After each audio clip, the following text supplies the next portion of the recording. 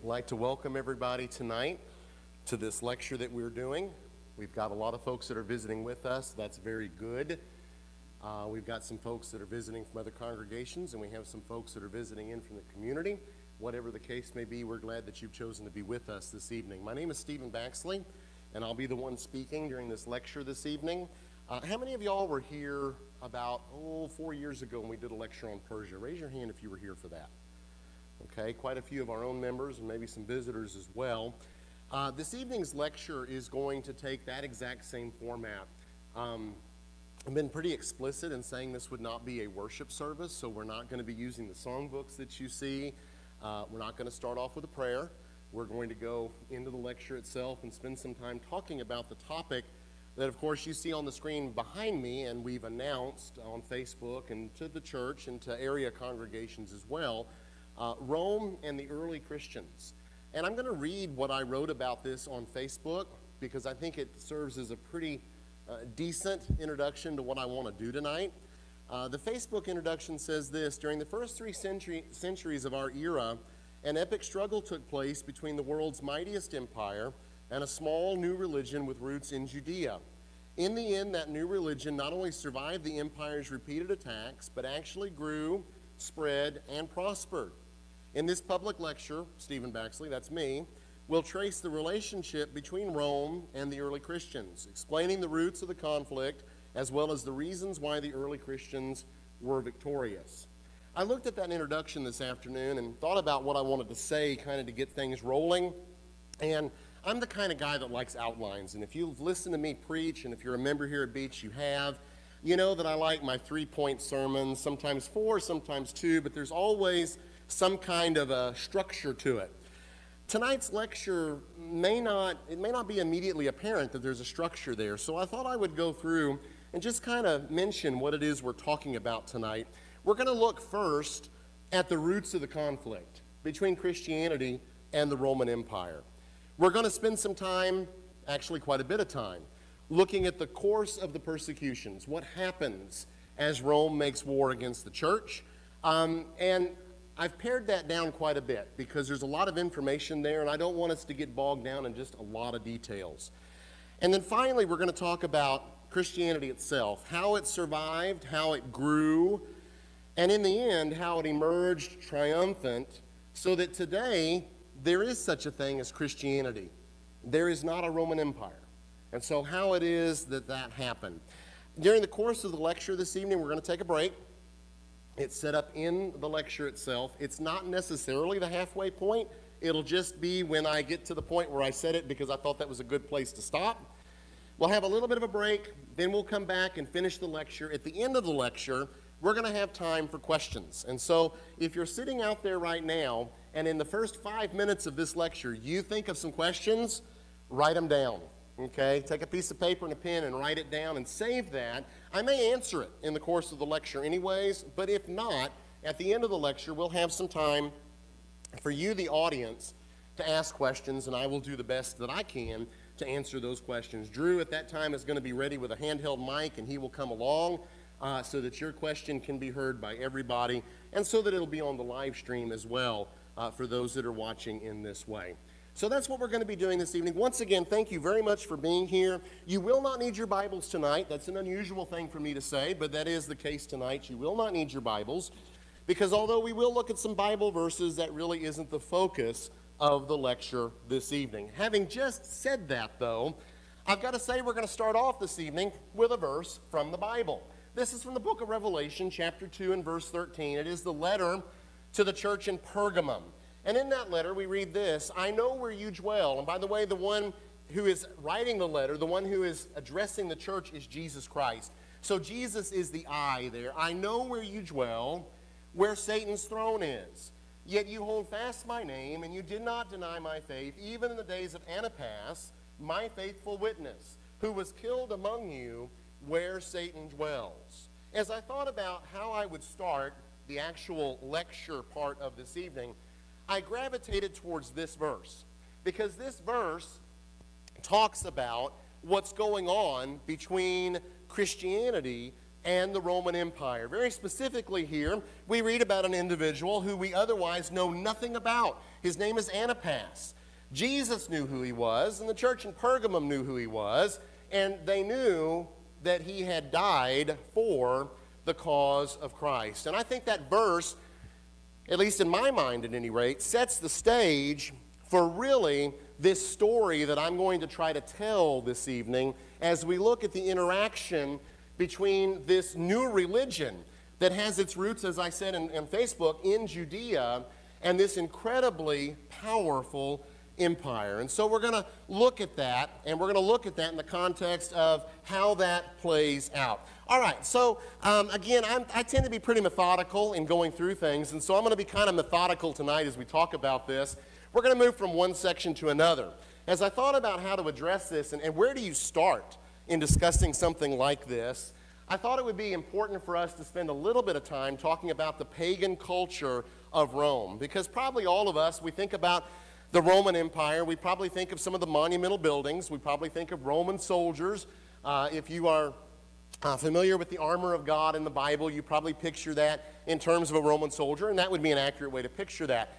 But we don't always have a very good understanding of what the culture of the Roman Empire was like. And so I want to spend a little bit of time this evening talking about that. Rome, the Roman Empire, I should say, really, to a very large extent, was the original melting pot. When we talk about melting pot in terms of America, we talk about the fact that people come here from all over the world, and they blend together to form an American culture. Well, Rome was the original melting pot because the Roman Empire covered a vast amount of land, and it encompassed a vast number of peoples. So you had the Romans and you had the Greeks, but you had an awful lot of other people as well that were a part of the Roman Empire. And they brought their religions with them. So you had Greek religion, you had Phoenician religion, you had Egyptian religion, and you even had Persian religion that would all be present within the Roman Empire. And in the Roman Empire, virtually all of those religions were accepted.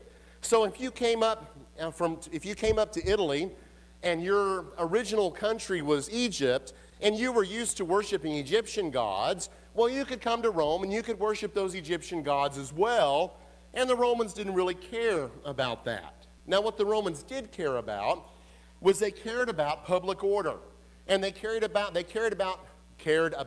perception of public order. And so basically what they would say is, you want to worship the Egyptian gods, that's fine.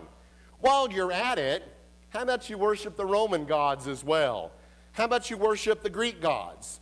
Basically, in Rome of the first century, and really the centuries surrounding that, all the religions were accepted as long as public order was maintained. That was what was important. As long as no one came along and said, you should only worship this one God and don't worship the others. So for the Greeks and the Phoenicians and the Egyptians and the Persians and all these people that were under Roman control or were a part of the Roman Empire, they were allowed to worship their original religions, and they would combine those with the religion of Rome. It is, some of you have heard me tell this story before, it is like the scene on The Mummy, where you've got this guy, this Egyptian guy, and he comes face... How many of y'all have seen the movie The Mummy? Raise your hand if you've seen that movie. Okay, good. If you haven't seen it, watch it. It's kind of cool. It's kind of fun. It's kind of a kid's movie, but not real little kids. Don't let the little kids watch it. They'll be scared to death, won't sleep for a week. But in this movie, there's an Egyptian guy that comes face to face with the mummy who has come back to life. And he's got around his neck a chain that's got all these religious symbols. And so as he's facing this mummy and he thinks, I'm about to die, and he's really about to die, he starts going through each one of those symbols and praying whatever the prayer is from that religion. And he keeps going until he gets to the Star of David, and he says a prayer in Hebrew. And the mummy says, oh, the language of the slaves. I can talk to you. And so they talk. That's how the movie goes. But the point is, this Egyptian fella, he didn't believe in any of those religions. But he had them all there. They were like talismans. To a certain extent, that's how it was in the Roman Empire, except that people believed in their religions.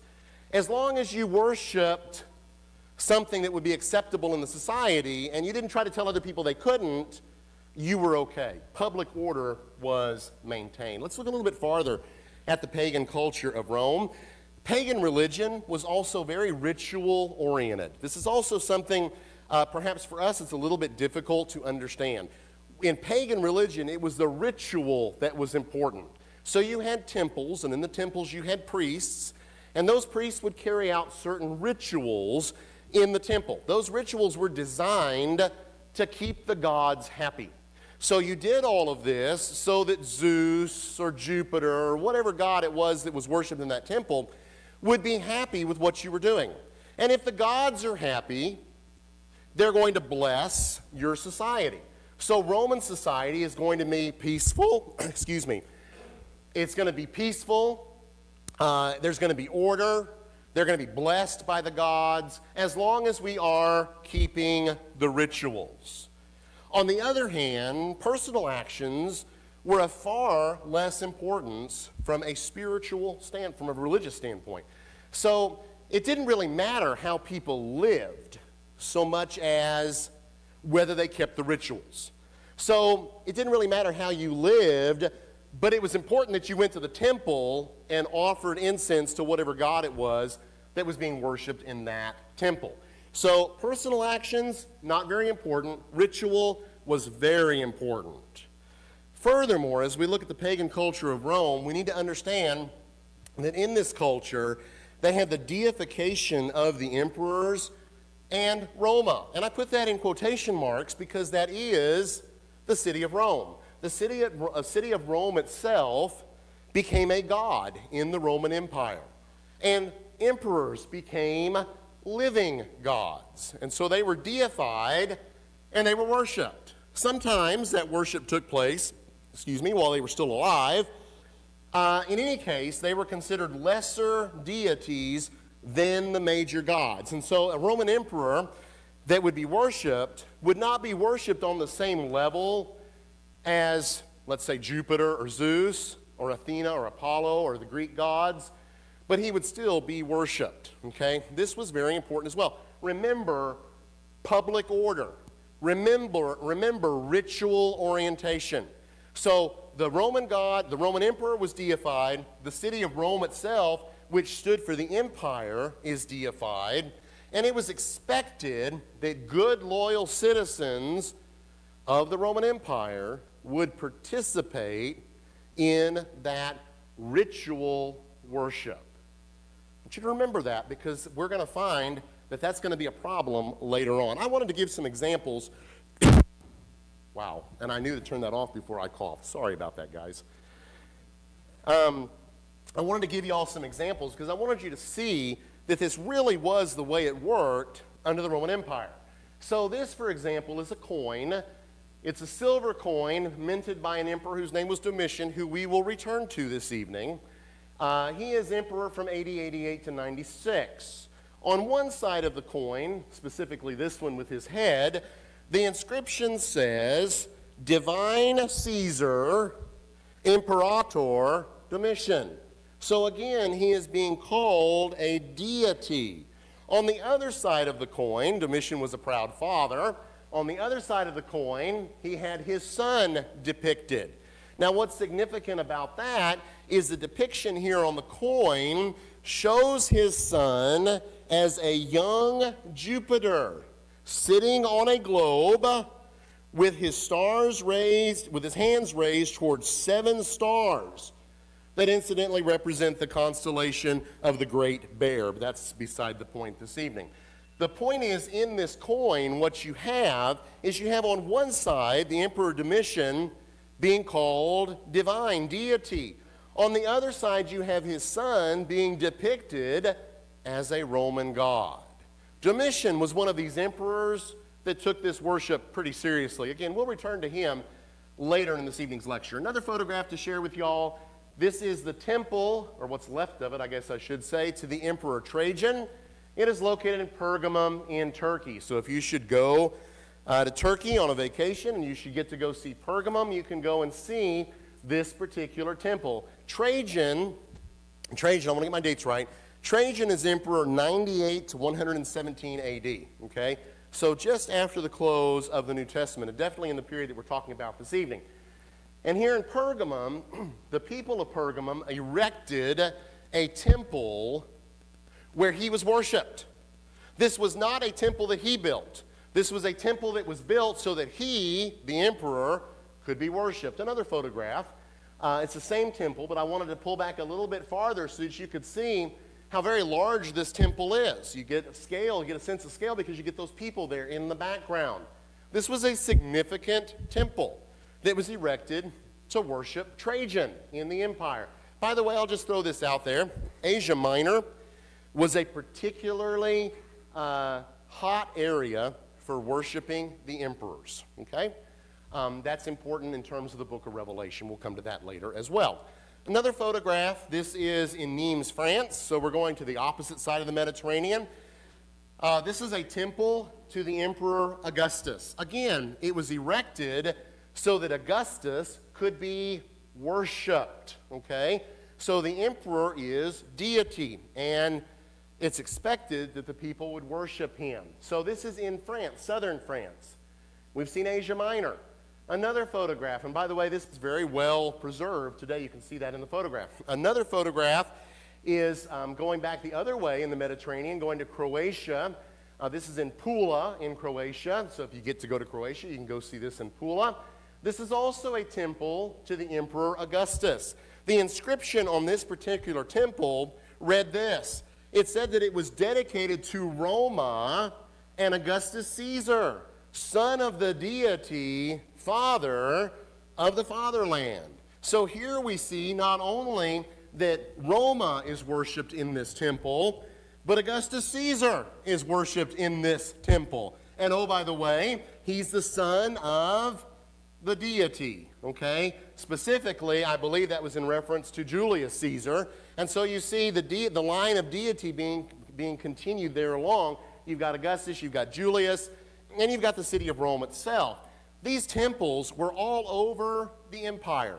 Every sizable city, with the exception of cities in Judea, and to a large extent in Galilee, depending upon who populated that city, had these kinds of temples. It was widespread. It was viewed by the Romans as necessary for public order and to keep the gods happy, okay? So that Rome would continue to be favored by the gods. So that's kind of the culture of the Roman Empire. And I understand that there's a lot of details I've left out. I have to simplify a lot of things in this lecture so we make it within the 2-hour window that I've got planned. Let's talk then a little bit about Christians and Jews, because that's the other side, if you will, of tonight's story. We need to remember that in that atmosphere of the Roman Empire, Judaism had special status. There's a long historical reason why that's true that we're not going to go into this evening. What's important is that we note that for the Jews living under Roman rule, they were exempted from emperor worship. Jews were not required to go into the pagan temples and worship the emperor or any other pagan god. They were exempted from that. They had a special exemption. We also should note that in 37 to 41 AD, Caligula was emperor. He wasn't considered a very good emperor. The Romans didn't like him. He attempted to erect a statue of himself in the temple in Jerusalem. Caligula got this brilliant idea. I think those folks down there in Judea ought to have a statue of me in the temple so that they can worship me, because after all, everybody else worships the emperor. Well, the folks that were in charge of Judea knew this was a terrible idea. They knew it was not going to end well. And in fact, that statue was never erected. Caligula was knocked off, and the governors delayed building it, and thankfully they delayed it long enough until Caligula was knocked off so that they never had to build that statue, because it would have brought a revolt in Judea. Judea was historically a restless province. There are a couple of major revolts, plus a whole lot of minor ones. The two major revolts last from 66 to 74 AD. If you know the story of Masada, it belongs to that revolt. It belongs to the tail end of that. The other one lasted from 132 to 135 AD. These were major revolts. When the Jews rebelled against Roman rule, that was a problem. because Judea was the border of the Roman Empire. And so if your border, if the people are rebelling down there, we got to deal with that.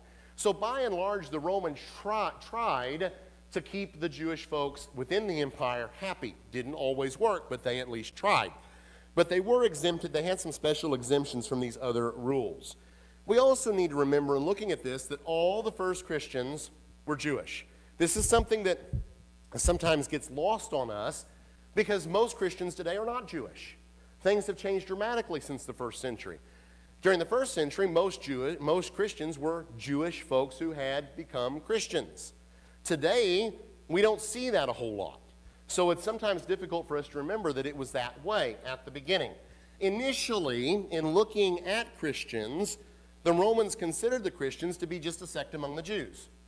Because of that, Christians enjoyed that same exemption that the Jews had in Roman eyes. Now, it won't last forever.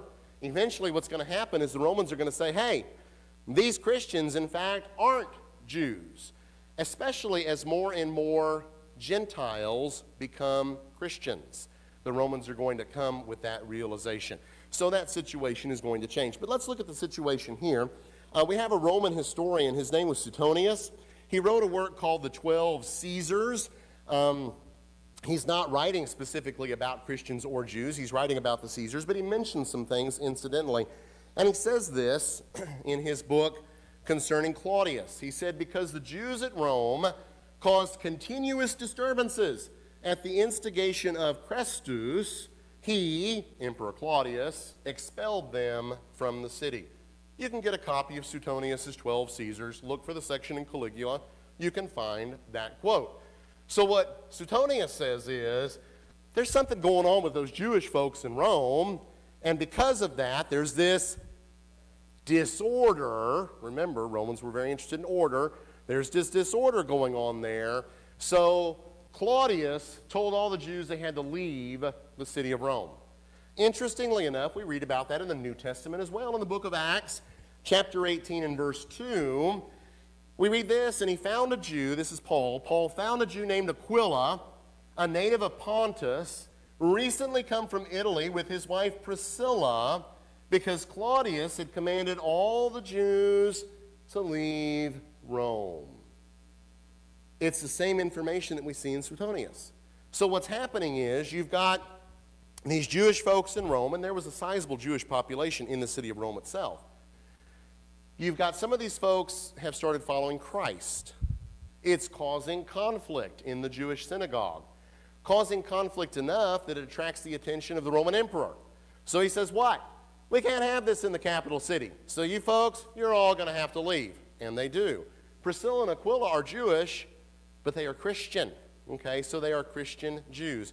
So they're expelled with everyone else. Romans are still not differentiating between the two. That will change. And when it does, it's going to cause problems for Christianity, for Christians. We'll look at that. That's the main part of the lecture this evening.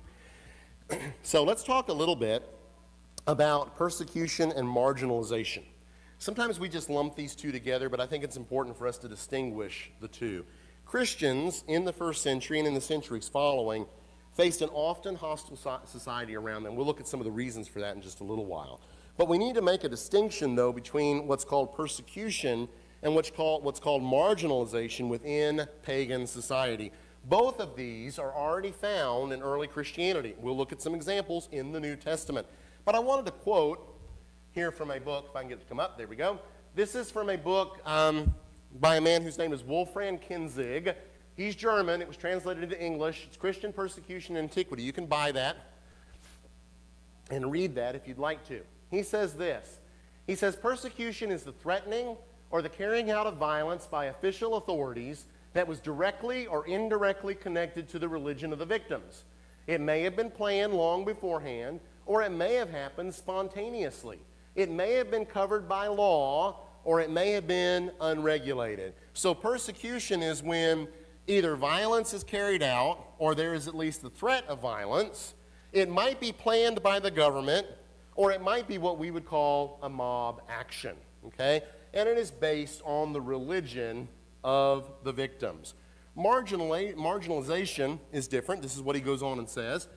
He says, persecution must be distinguished from the marginalization of Christians, that is, exclusion from social, economic, and legal opportunities and privileges, or the Christian's own refusal to participate in the discourses and interactions of the non-Christian majority society. So marginalization is different.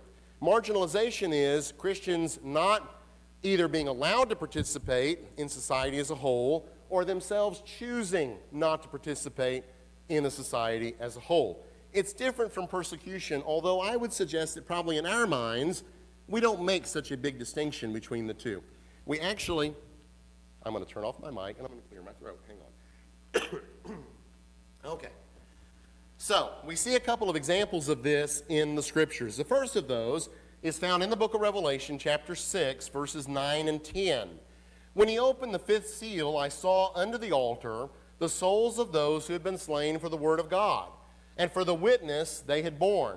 They cried out with a loud voice, O sovereign God, holy and true, how long before you will judge and avenge our blood on those who dwell on the earth? That's a reference to persecution. That's a reference to the fact that these people had been killed for the cause of Christ. Remember the very first verse we started with, talking about Antipas?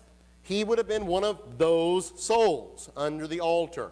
They had died for the cause of Christ. That's persecution. However, we also see in the book of Revelation, marginalization. This is what we read again. Also, it causes all, both small and great, both rich and poor, both free and slave, to be marked on the right hand of the forehead, so that no one can buy or sell unless he has the mark, that is, the name of the beast or the number of its name. Usually what happens when we get to this text in Revelation is people get all wrapped up on what the number of the beast is, what the mark of the beast is, who the beast is, who the Antichrist is. We miss what's going on here in the text. Because if you'll notice, those that don't have the mark are not allowed to do what? They're not allowed to buy or sell. They're marginalized from society. When I teach the book of Revelation, one thing that I point out is it wasn't just that Christians were dying for their faith. It was that Christians were losing their property. It was that Christians were losing their jobs. Because if you were a goldsmith in the city of Ephesus, part of what you did as a goldsmith was you were a part of the guild of goldsmiths. And if you practiced goldsmithing in the city of Ephesus, you had to be a member of the guild. And the guild would every so often across the year meet together and have a feast dedicated to the patron god of the guild. If you're a Christian, you're not going to participate in that. And so what's going to happen? You might get away with it once or twice, just not showing up. Hey, missed you at the guild feast last night, kind of thing. But then people are going to figure out, hey, Stephen really isn't coming to these guild feasts, so we need to find out what's going on. Oh, you're not going to worship the patron god of our guild? Well, then you're out of the guild. And by the way, if you're out of the guild, you're not practicing goldsmithing in the city of Ephesus anymore. So Stephen now has to go find a different job. What had been a nice paying job, a lucrative job, maybe he's now consigned to sweeping streets or feeding pigs or whatever it may be that someone will hire him to do. That's marginalization. It is a fine distinction between that and persecution. Both are going on during this period. Okay, so why is it then that Christians were persecuted in the Roman Empire? Let's look at some reasons. First of all, there was a refusal to worship anyone other than God. So the Romans are quite content to worship Jupiter. They're quite content to worship Athena, Diana for the Romans. They're quite content to worship this emperor and that emperor, and they're quite content to worship Roma. The Christian comes along, and they are now distinguished from Jews. Jews were exempted from this. Christians are now distinguished. You're not Jews. You don't get the exemption. So we expect you to do these things. Christians said, we won't. The charge that was leveled against Christians, believe it or not, was that they were atheists. They were called atheists by the Roman society around them, meaning they didn't have the gods. It didn't mean they didn't have any god. It just meant that they didn't have the gods. And so if you're not worshiping the Roman gods, you're an atheist. That was a cause of persecution. Another cause for persecution was the high moral standards that were found among Christians in particular. So Christians took a stance on abortion. Christians took a stance on marriage. And we need to remember that this is happening long before social media and national news. Christians took a stance on some moral issues. Remember what I said earlier.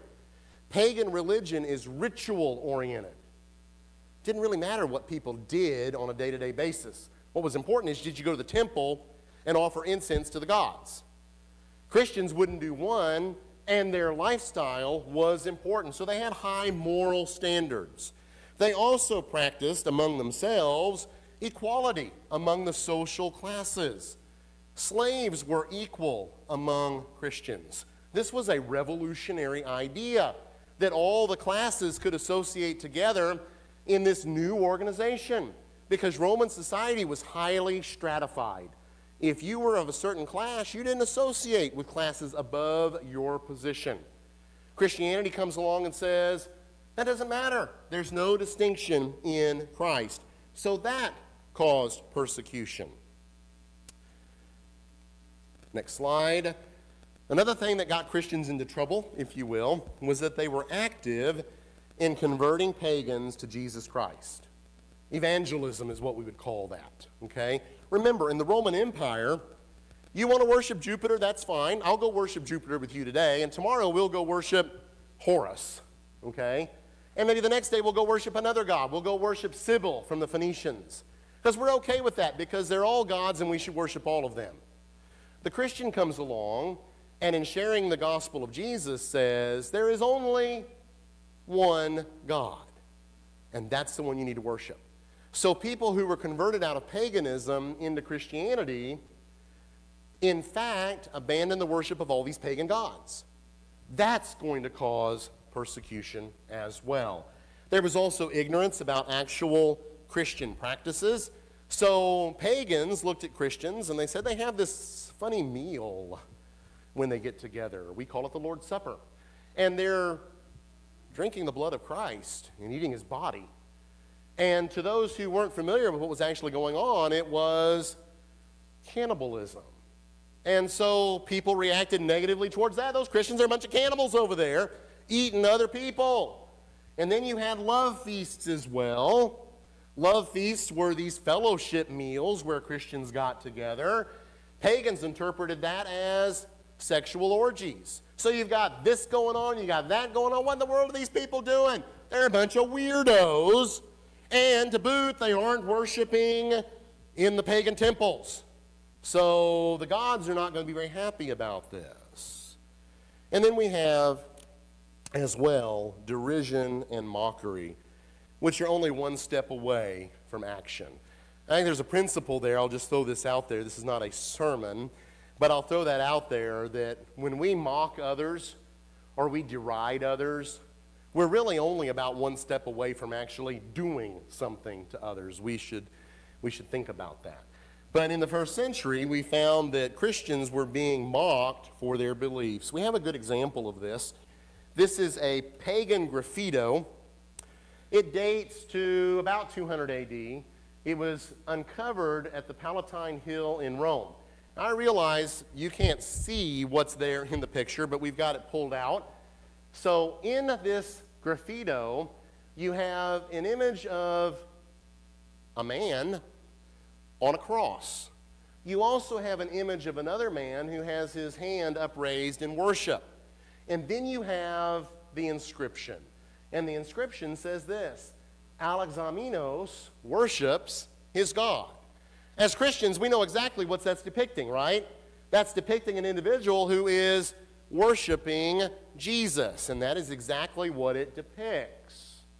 Well, Jesus is depicted in this drawing as a crucified man. That was a problem for Romans as well, because crucifixion was a terribly dishonorable way to die. So he's depicted as a crucified man, but he doesn't have the head of a human. He has a donkey's head. Now, Romans looked at donkeys about like we look at donkeys. Donkeys are pretty what?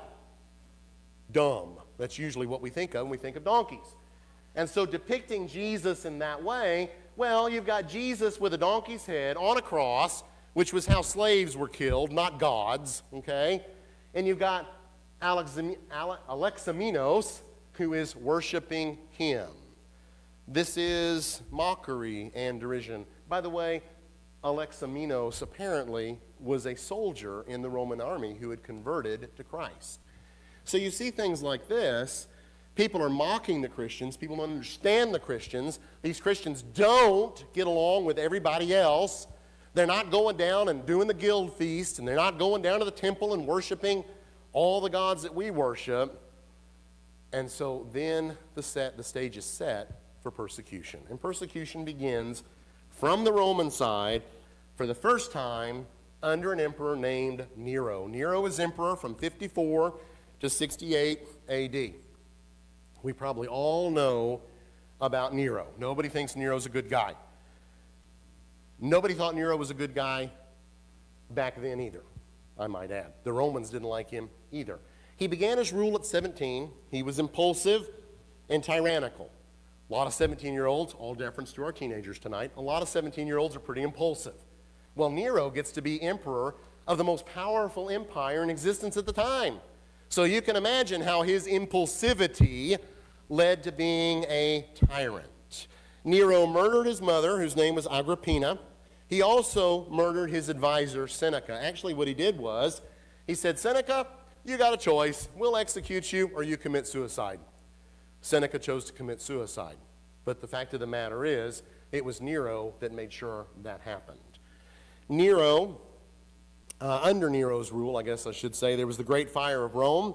Happened in July of 64. The Great Fire of Rome destroyed about 2/3 of the city. It was rumored, widely rumored, that Nero had started that fire because he had a building project in mind and he needed to clear some space. And so the good way to clear space is, let's have a fire. Lots of space will get cleared.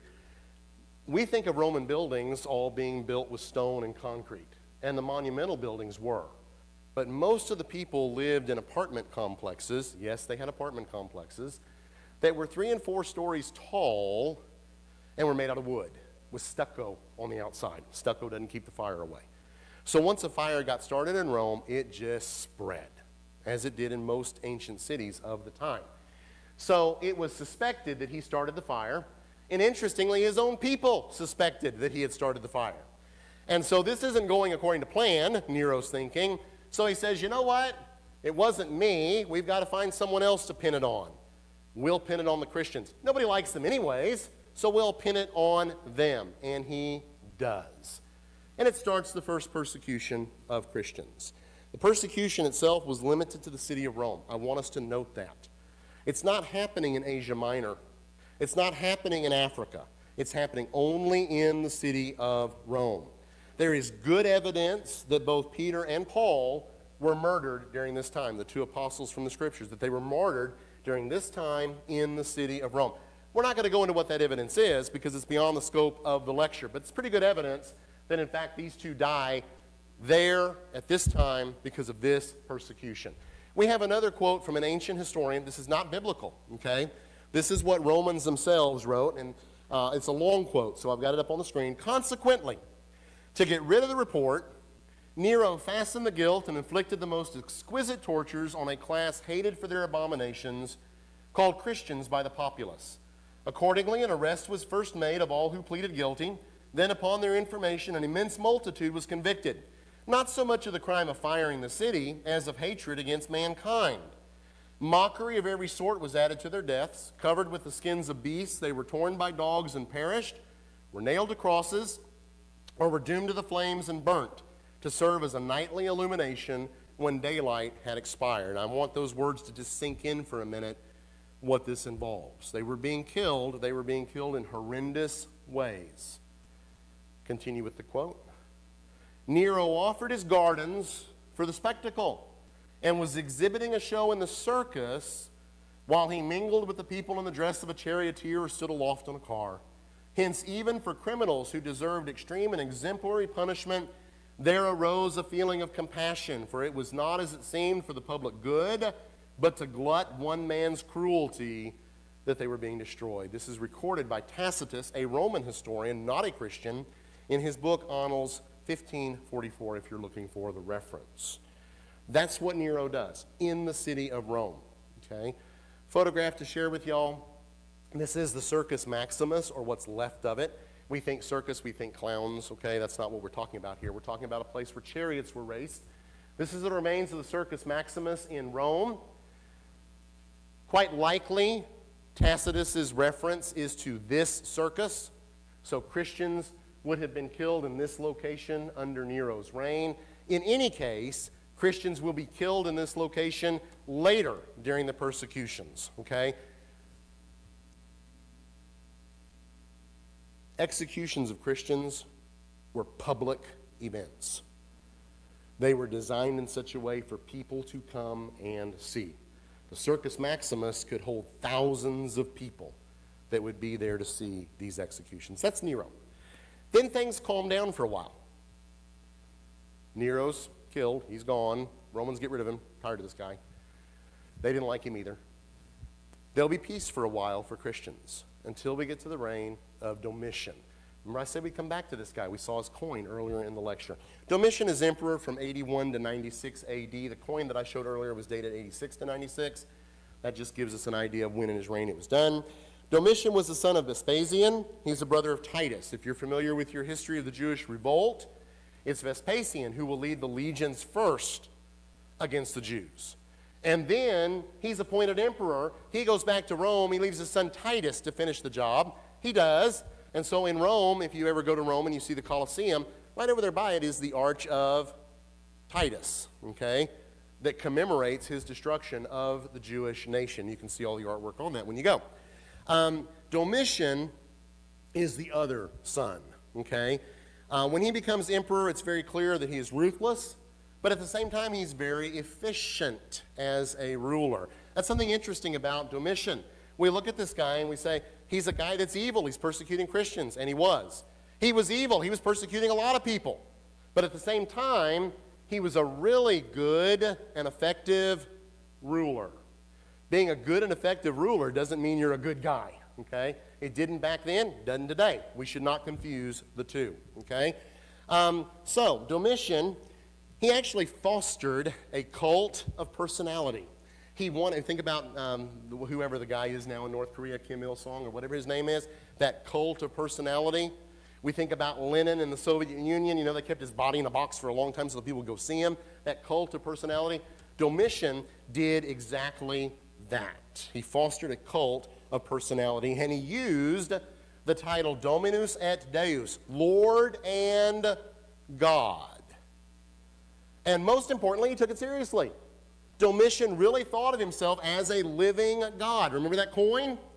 He mints coins like that. He makes inscriptions like that so that people understand he's not just an emperor, he's a god.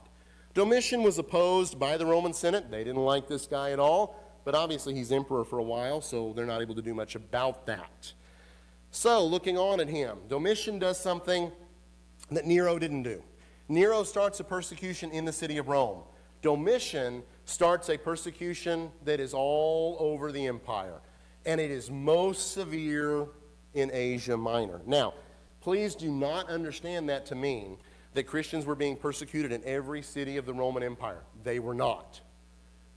But at this point in time, Christianity became illegal throughout the entire Roman Empire, okay? So theoretically, they could be persecuted anywhere, and we know for a fact that they were persecuted quite severely in Asia Minor. Domitian was such a nice guy, he executed his cousin. His cousin's name was Titus Flavius Clemens. He also banished his cousin's wife, her name was Flavia Domitilla, for being Christians, okay? At least that's the most likely explanation. They were called atheists. That was the charge against them, okay? And remember, that was the charge that was given against atheists. What I want you to note about this is something very interesting. First of all, he's ruthless, okay? He doesn't even care if you're a family member. He's going to go after you. Secondly, what I would note about this is that Titus Flavius Clemens and Flavia Domitilla are members of the upper class of Rome, and they're Christians.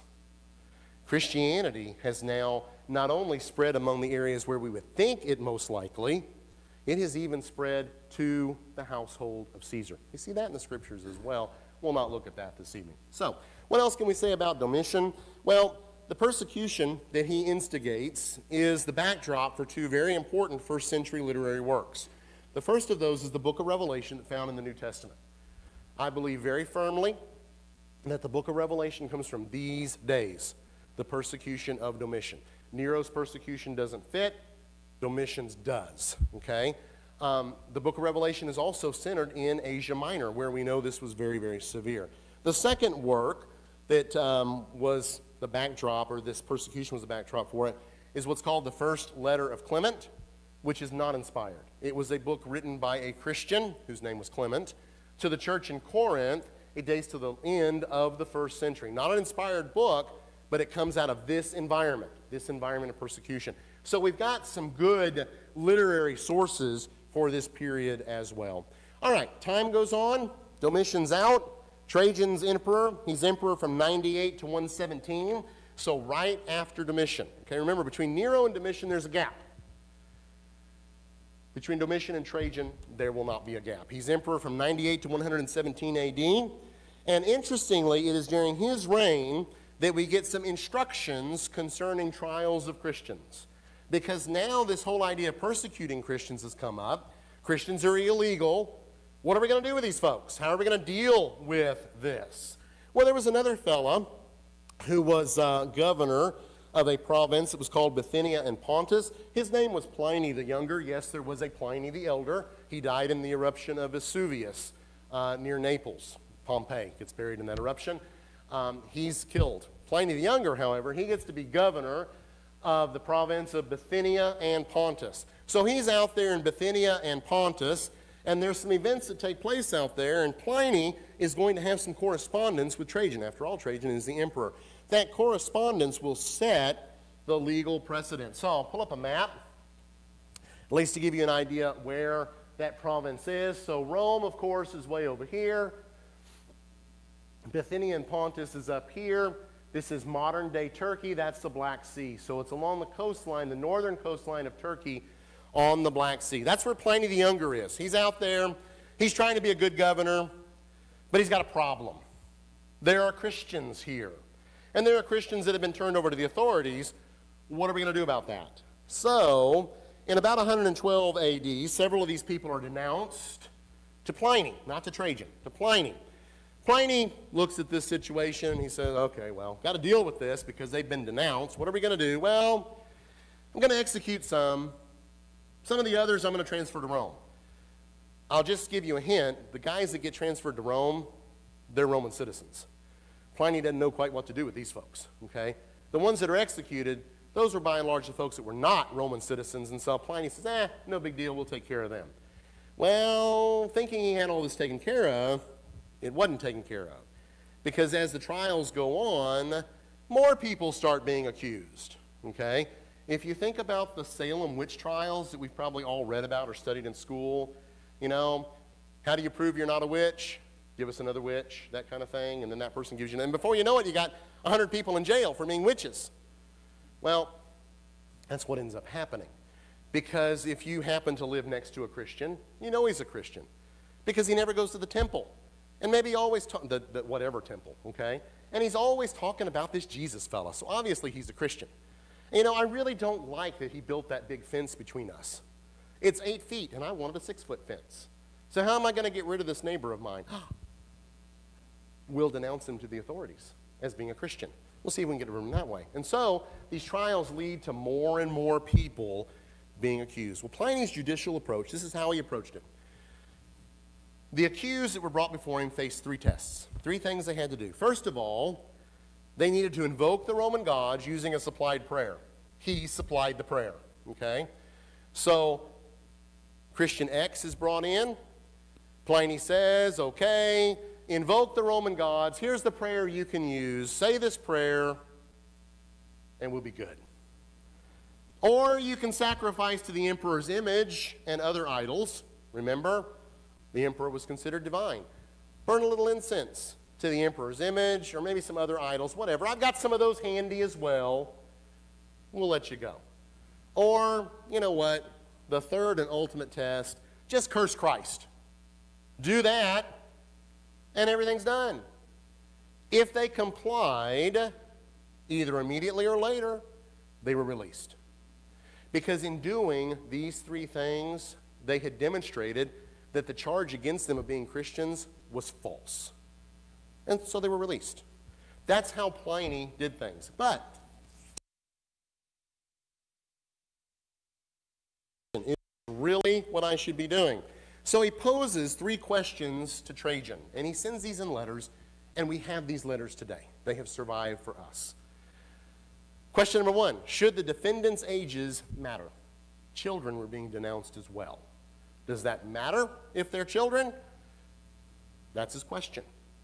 Secondly, should pardon be given to those who renounced Christianity? If they renounce Christ, do we just grant them a pardon and say, okay, you were once a Christian, you're not now, you can leave? And thirdly, were criminal acts required, or was being a Christian alone sufficient? In other words, did they have to cheat, lie, and steal? Murder somebody? Kick a little puppy dog? Whatever? Or was it enough that they were a Christian? Was that enough of a cause for them to be punished?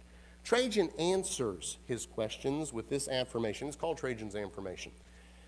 He said, first of all, Pliny, you observed proper procedure. You did well, okay? No issues with what you've done. Then he tells him, well, Christians should not be sought out. Don't go looking for them, okay? But if they're denounced, they should be tried. So if a neighbor says, hey, John X is a Christian, well, then he needs to be tried for that. If they are not currently Christians, should be pardoned. Didn't matter if they've been Christians in the past.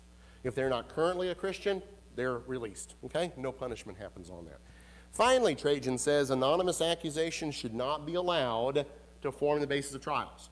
So if your neighbor is going to denounce you, it's got to be said who the neighbor is, okay? No more anonymous denunciations. That series, those 4 boxes up there, will form the legal basis for how Christians will be treated under Roman law for the next 200 years. Okay? With that, we're going to take a break. So, about 5 minutes. Restrooms are back there in the hallway. Women on the left, men on the right. Water fountain back there as well. Let's just take a few minutes, then we're going to come back together and we'll continue and do the second half of the lecture.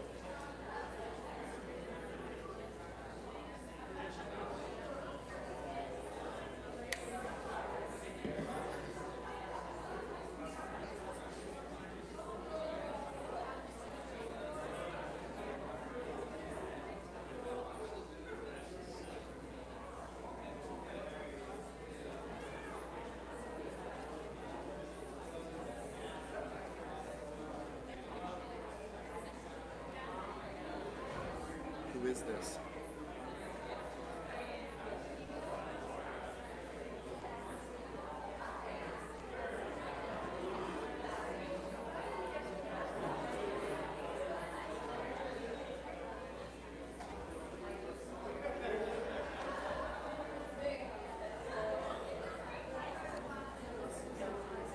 I always enjoy seeing people visiting with each other. I hate to be the guy that says you got to sit back down, but here we go.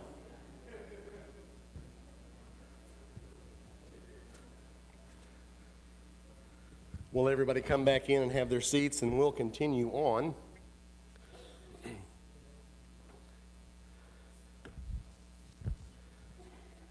So we turned on a little light because apparently it was a little dark up here. Now, the light's going to reflect off my bald head. Oh, well. I guess I should have powdered it or something, right? Yeah. No.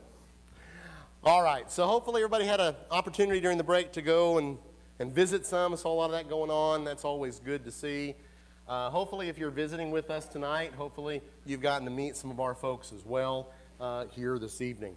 We talked, right before the break, we talked about the system that Trajan will establish for dealing with Christians. And that system will function for the entire time that Christianity is illegal, which will be another 200 years of Roman rule. So I'd like to do, for a little while, is to talk about some of those later persecutions. We are not going to go through all of them because there's a lot that we could talk about. Again, the legal situation for Christians is going to remain much the same until two dates that are significant, 311 and 313 AD. And we will look at those dates in a little while when we get to the end of this. But that's going to be the situation. What Trajan puts into place is going to remain the situation for Christians living under Roman rule. Persecutions themselves are carried out in one locality or another with periods of peace. And what I did was I made a timeline because I wanted us to see some of these dates. And so looking at the first, 150 years or so, we have Nero. He has that very short but very intense persecution in the city of Rome itself in the year 64 AD. Then we have Domitian. We already talked about him. He has that persecution during his reign. He reigns from 81 to 96 AD. He's significant because he establishes the first empire-wide persecution. That makes Christianity illegal throughout the empire. Following Domitian, then we have Trajan. There's a 2-year gap between the two. He reigns from 98 to 117. We talked about him. He's the next one who's going to persecute Christians. Following Trajan, then we have Hadrian. Hadrian reigns from 117 to 138 AD. We all know Hadrian because we think of Hadrian's Wall because he couldn't conquer the Scots, and so he builds a wall. Hadrian's Wall, that's what's up there. He's also known for having persecuted Christians. He reigns until 138 AD. Following his reign, then, there is a period of peace until we get to Marcus Aurelius.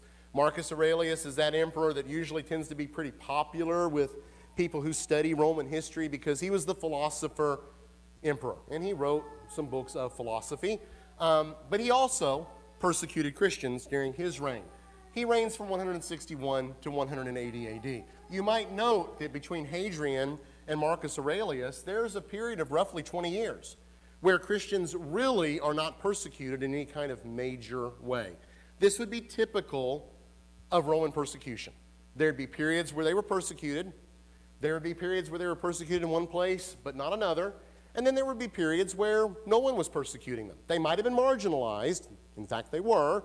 But they weren't being actively persecuted. Let's continue on then in the timeline, our next slide up there.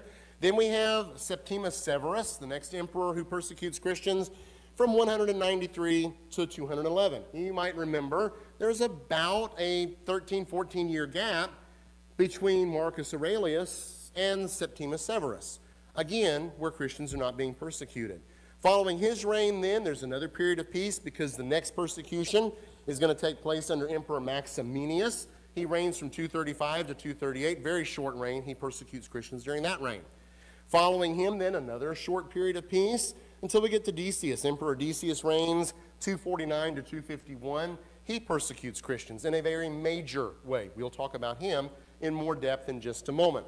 Following his reign, then a short period of peace, and then we have Emperor Valerian. Valerian reigns from 257 to 260. He persecutes Christians.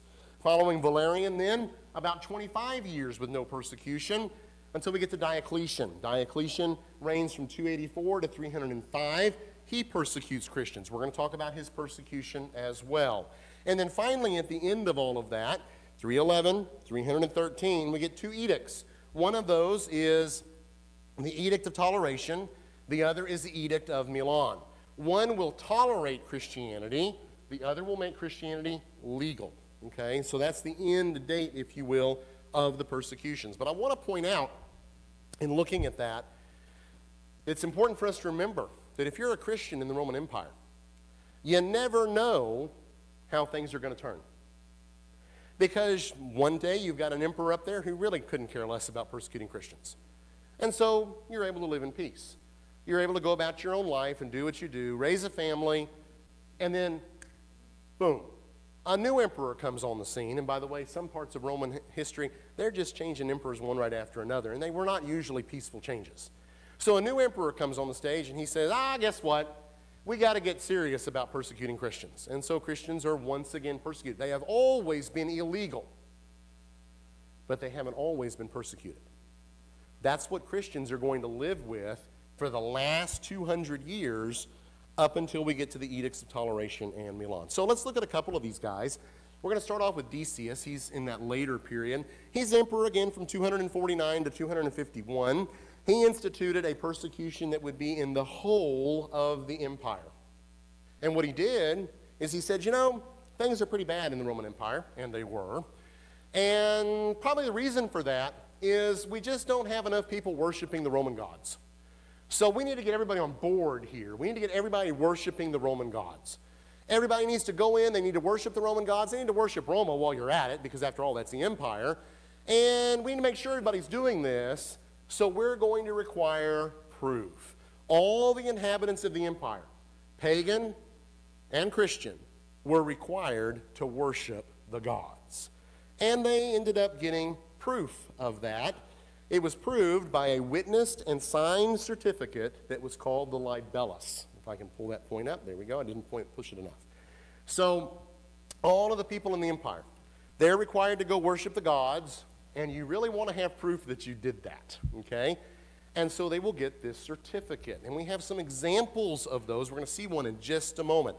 Those who failed to do this voluntarily were jailed and tortured, okay, in order for them to fulfill the law. So this is an example of that libellus. This was recovered in Egypt, and you actually get in the libellus 3 different people's handwriting, okay? It may not look that way to us because we probably don't read ancient Greek, but those who do read ancient Greek can see 3 different handwritings. The first of those handwritings, that large paragraph at the top, says this: "To those in charge of the sacrifices of the village Theodelphia, from Aurelia Bellius, daughter of Petrus, and her daughter Capines, we have always been constant in sacrificing to the gods, and now too. In your presence, in accordance with the regulations, I have poured libations and sacrificed and tasted the offerings, and I ask you to certify this for us below. May you continue to prosper." And so going down the certificate, then we get the second person's handwriting. And this is what it says: "We, Aurelius Serenus and Aurelius Hermas, saw you sacrificing." And then we've got a third person, it's Hermas, okay, who's actually writing this. And he says, "I, Hermas, certify. The first year of the emperor Caesar, Gaius, Messius, Quintus, Trianus, Decius, Pius, Felix, Augustus." Isn't that nice? Nice long name. It's Decius. Okay, that's how we know this fella. Pawnee 27. Pawnee 27 is the date. Okay, so you've got this lady whose name was, I got to pull it back to get it, whose name is Aurelia Bellius. She knows the law. She knows she's got to have a libellus, proof that she's done this. She's a good citizen of the empire. She wants to make sure she's followed the rules. So she goes down, she does the sacrifice. These other 2 fellows, whose name were Aurelius Serenus and Aurelius Hermas, they witness it. They watch her sacrifice. They fill out the form. They're officials, okay? So that now, if anybody says, "Hey, you got your certificate?" she does. You see the problem that that's immediately going to cause for Christians? What do? The pagan, she has no problem going down and sacrificing. She sacrifices anyways, no big deal. Now I'll just get a certificate that says so. Maybe there was a fee, I don't know. The Christian says, I don't do that. So what am I going to do now when a Roman official asks me to show my certificate? Well, unfortunately, there were many Christians who complied with that requirement. They said it's only a piece of paper. God will surely understand. And so they complied. Okay, this is the reign of Decius. This is going to be a question for Christians later. What do you do with these folks? These folks went in and sacrificed. They got the certificate. The rest of us, we're suffering because we don't have the certificate. And these Christians, these other guys, they're over there with the certificate. What do we do without that? That's going to be a question for later church history. Many of these Christians did not and were punished. We have another interesting document from this roughly the same period, not from the reign of Decius, but following that reign. This is an arrest warrant. Dates to 28 February 256. It was found in the same location as that libellus that we just saw.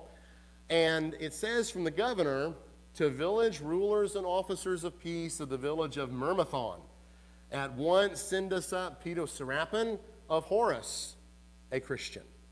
So here we have an arrest warrant that's issued against a Christian, presumably, although it is not stated specifically, presumably because he had not complied with these laws and regulations. In any case, he is identified as a Christian.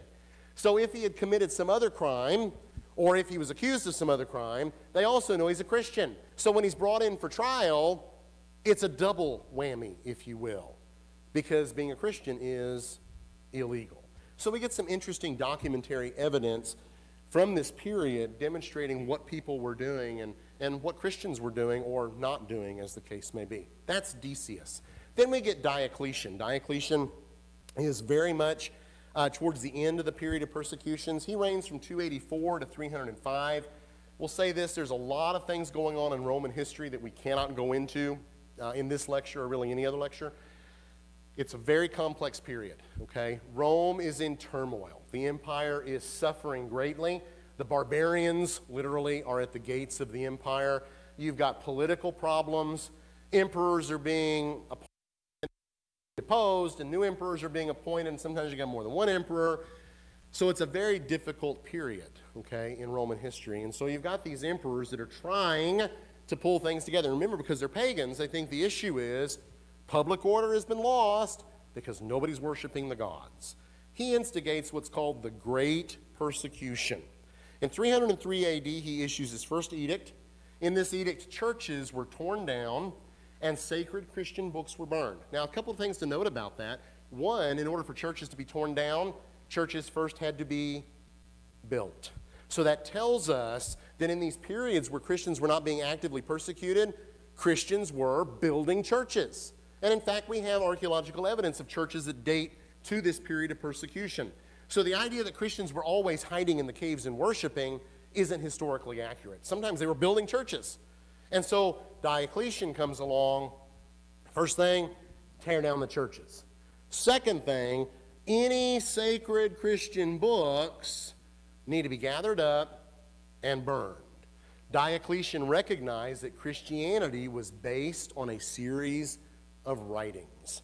And he also understood that you get rid of the writings, probably going to get rid of Christianity. So get rid of the churches, get rid of the books. That's the first edict.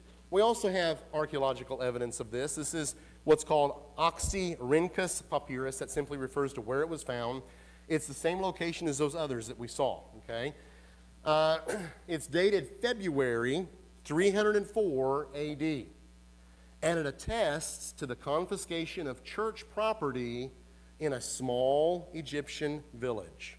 This is not Cairo. Cairo probably wasn't even there at the time. This is not Alexandria. This is a little tiny Egyptian village where there is a church that had property.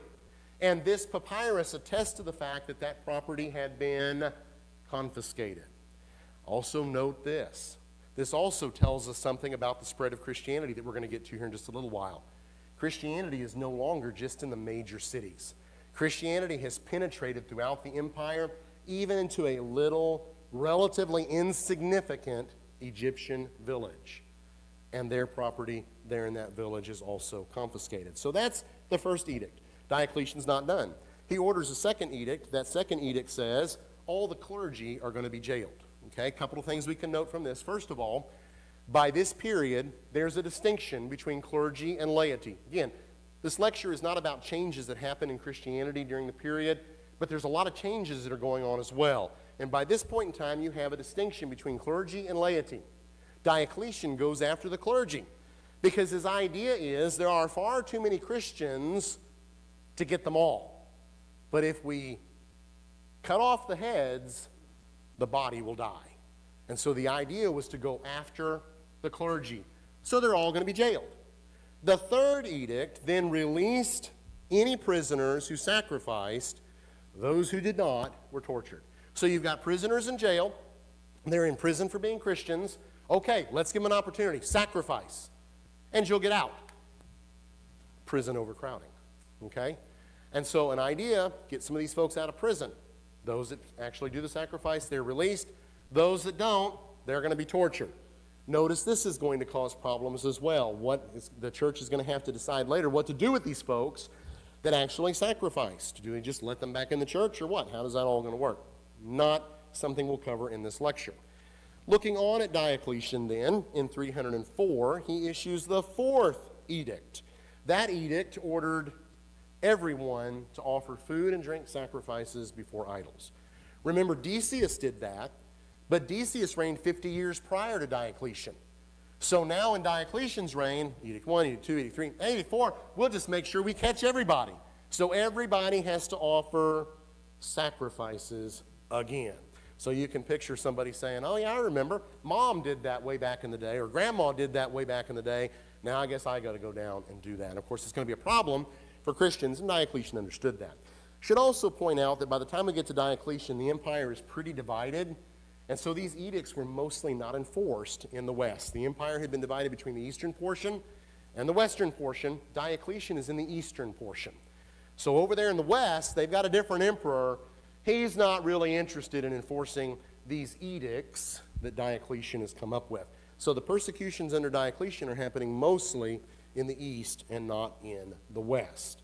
Following that then, the next significant event, remember this is 304, the next significant event is that Christianity ends up being legalized. In 311 AD, the Edict of Toleration is issued. It ended the persecution that was started by Diocletian, and it was continued under Galerius. Galerius is the guy that issues this edict. Apparently, he's on his deathbed, and he says, you know, I've been persecuting these Christians. Maybe it'd be a good idea to get these Christians to pray for me and the empire as well. So he issues the Edict of Toleration with the command that Christians also pray on his behalf. That's the Edict of Toleration. Then we have the Edict of Milan. It's issued in 313 AD. It was issued by Emperor Constantine, who was actually a convert to Christianity. There's a whole backstory to that as to what he claimed was his conversion experience, and we can argue whether he was converted or not. That was what he said about himself. He issues the Edict of Milan. It legalizes Christianity, although this is going to take time to be true throughout the fragmented empire. That's a significant date, because up until 313, starting with Domitian way back in the late 1st century, Christianity has been illegal. Maybe it hasn't been enforced, but it's always been illegal. Constantine comes along and says, Edict of Toleration, that was good. That means we're just going to tolerate them. Let's make them legal.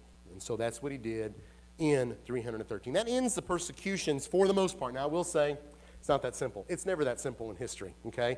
Because there'll be a period of later persecution because you'll get a pagan once again as emperor, and he's going to say, oh, we got to roll back the clock and start persecuting Christians again. He won't last long. That'll all end, okay? But basically, we can date from 313 AD, the end of persecutions in the Roman Empire. Well, let's then talk about some of those other issues. I want to talk about the penalties that Christians faced, because we've talked about the fact that they were technically illegal. Remember that throughout this period, Christians faced various penalties simply for being Christian. They didn't have to do anything else, okay? It wasn't that they went too fast down the highway. It wasn't that they cheated on their taxes. It wasn't that they kicked little puppy dogs or whatever. It was simply the fact that they were Christians. They faced penalties. Of torture and maiming, either as punishment or as means to make them recant. Okay? What's interesting, and Christian writers of the first 3 centuries point this out, is usually people are tortured because they've confessed under the Roman system. But Christians were being tortured in order to get them to recant. So it really was something very much different than what the otherwise Roman legal system instituted. But again, if you wanted these Christians to recant, we'll torture them a little bit. Maybe they'll recant being Christians and we can let them go. We don't have to execute them. By the way, when I say torture a little bit, I really don't want to minimize that, okay? Because, you know, we think of torture, you know, our kids think we torture them if we tell them no TV for the evening, or you can't be on your device tonight. When Christians were tortured, think about all the things that could be done to a human body to cause pain. Those are the kind of things that were done. And by the way, I have purposefully chosen, because we are a mixed audience, not to talk about those things in detail. Some of these Christians were consigned to labor in quarries and mines, so they weren't executed, but we're going to send them off to the mines to work quarrying stone, okay, or pulling ore up out of the ground. Again, we look at that and we say, well, I'm not such a bad. Well, it is a bad deal because people died a lot in that job, okay, or in that labor. Women sometimes were confined to brothels. I thought this was very interesting in researching this, that when a woman was a Christian and they wanted to punish her and not necessarily kill her, they would send her to work as a prostitute against her will. It was what we would call today human trafficking, okay? And particularly for Christian women, think about how horrible that would have been for them to be consigned in that way. And some of these women were married. Some of these women would not have been married, but they were forced into that. It was not given as an option. Some other penalties that Christians faced. Death, of course, was one. It was very often public. Most of the time it was public. It was meant to be public. It was meant to set a statement for the population. You don't want to be a Christian.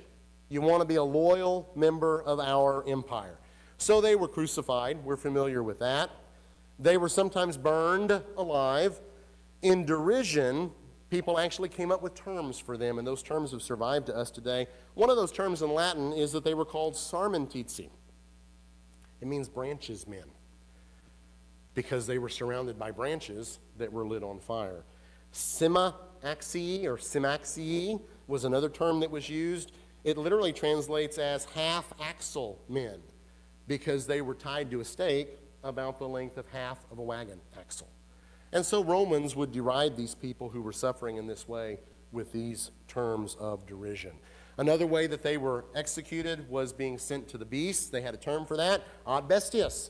So they were fed to lions, panthers, bears, boars, bulls, dogs, whatever they had handy. There was also gladiatorial combat. Probably most of us think that that was how Christians died frequently. They actually didn't die that much in that way, okay? It was pretty rare, although it was used. And sometimes Christians were simply bundled with rocks and thrown into the ocean to die, okay? All of those were ways that Romans executed Christians during this period. Some photographs that I want to share with y'all. This is the amphitheater of the Three Gauls. That's what it's called. It's in Lyon, France. This was a site of execution. Okay, Christians were executed in this place. No question at all, the historical record. You go to Lyon, you can see what's left of the amphitheater. Another photograph, this is the amphitheater in Carthage. That's northern Africa. Christians were executed here as well. We know that also historically. Okay? Again, a very public venue where lots of people would be brought in. Hey, we're burning Christians today. Let's go watch that happen. The idea of entertainment was very different in the ancient world than it is today. This is the amphitheater in Tarragona, Spain. So if you travel to France and you get over to Spain, you can go see that as well. We also know historically Christians were executed in this location. In fact, in this amphitheater, there are also the remains of a church that was built over the amphitheater later to commemorate the Christians that had died in the amphitheater. Later governments tore it down because they wanted to preserve the amphitheater, okay? But now they've rebuilt part of the church that was there. So if you're visualizing in your mind, you've seen southern France, southern Spain, Carthage, which is in northern Africa. Then we have the Colosseum in Rome, okay? I don't even have to label that. We all know what that is, the Colosseum. Interestingly enough, when we think about Christians dying, we probably always think of the Colosseum, don't we? How many of y'all think of the Colosseum when you think about Christians dying, okay? Interestingly, very few Christians were killed in the Colosseum itself. Most of them, if they were being executed in the city of Rome, were being executed in the Circus Maximus. We had that picture earlier in the lecture, okay? The place where they did chariot races. But just to give you an idea, there were executions carried out here as well. That's the interior of the Colosseum. And so that entire flat area there would have been covered in flooring and wood. If you've seen the movie Gladiator, you've probably seen that kind of idea. And Christians that were executed would have been executed in that location. All right. So, we see the legal status of Christians. We see what Christians are facing. Well, how are Christians responding to this?